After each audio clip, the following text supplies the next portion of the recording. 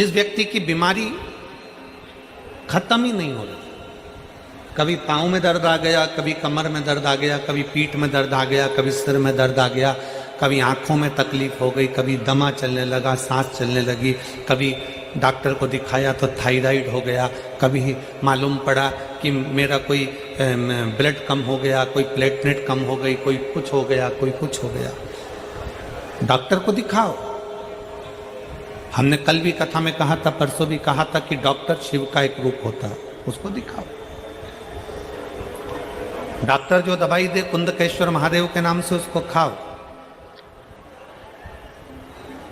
पर कभी अगर मौका लग जाए, तुमको ऐसा लगे कि ये शरीर का रोग तो समाप्त हो ही नहीं रहा, एक ना एक रोग चल ही रहा है, ये रोग समाप्त होने का नाम ही नहीं ले रहा, समाप्त ही नहीं, ये तो समाप्ति की ओर जा ही नहीं रहा। फिर पिपलेश्वर महादेव का नाम लेकर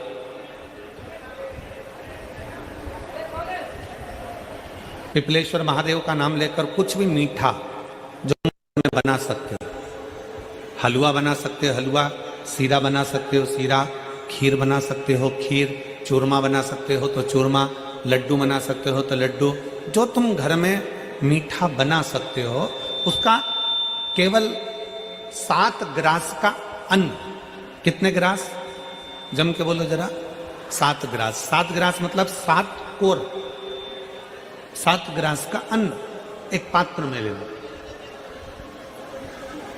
और पिपलेश्वर महादेव का नाम लेकर किसी भी शिवालय में, शंकर के मंदिर में जाकर एक बेलपत्र रखकर उस जो प्रसाद तुम बना कर ले गए हो, जो तुम भोग बना कर ले गए हो, उसका स्पर्श कर कर पिपलेश्वर महादेव का नाम लेकर शंकर को उस भोग को रखकर, बेलपत्र रखकर शिवजी को 7 बार एक ही लोटे का जल, केवल एक लोटे का जल 7 बार उत्तर की ओर मुख कर कर, दक्षिण में खड़े होकर शंकर के शिवालय पर 7 बार एक ही लोटे का जल 7 बार थोड़ा थोड़ा कर कर उसको गिरा दीजिए, शिव जी के ऊपर चढ़ा दीजिए 7 बार।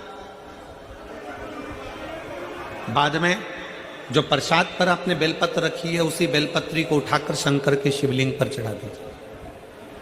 बाबा को प्रणाम करिए, बाबा मेरे शरीर का रोग समाप्त नहीं हो रहा, गोलियां खा रही हूँ, दवाई खा रही हूँ, कुंदकेश्वर महादेव का नाम लेकर दवाइयाँ ले रही हूँ, पर कभी घुटना, कभी कमर, कभी आँख, कभी थायराइड, कभी कुछ, कभी बीपी, कभी शुगर, कुछ ना कुछ चल ही रहा है। बाबा अब आपको संभालना। किसी भी दिन पिपलेश्वर महादेव का नाम लेकर वो चढ़ी हुई बेलपत्री लियाओ, प्रसाद लियाओ, घर पर आने पर जैसे ही घर के अंदर प्रवेश करो, सबसे पहले बेलपत्री को चबा चबा कर खा लो।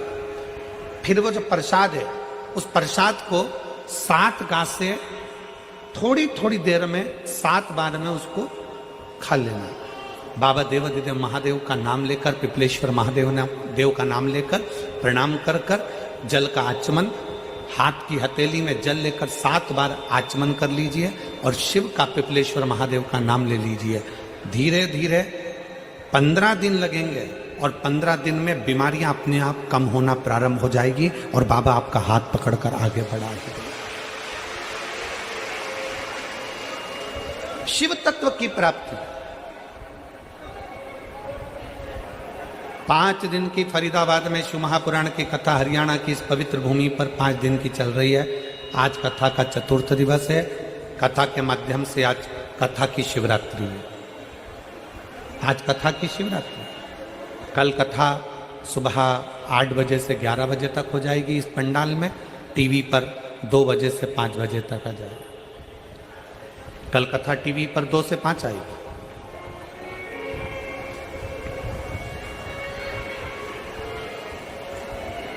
लाखों की संख्या में आप लोग आए हैं। पंडालों में जगह नहीं है। गाड़ियों के गेट खोल खोल के आप लोग बैठे हुए हो।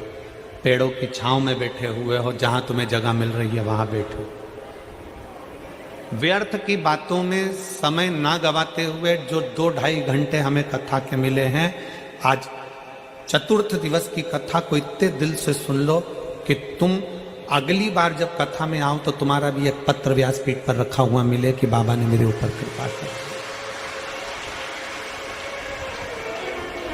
कैसी भी बीमारी हो, कैसा भी दुख है, कैसी भी तकलीफ है, कैसा भी कष्ट है, कैसा भी समस्या है, पिपलेश्वर महादेव का नाम का थोड़ा सा मीठा बनाकर पूजन कर कर बेलपत्र रखकर शिव को जल चढ़ाकर बेलपत्र वापस शिव के शिवलिंग पर रखकर फिर बाबा को जल समर्पित कर बड़े भाव के साथ में बाबा के उस आनंद को प्रसाद को लेकर आए, उसको पाए,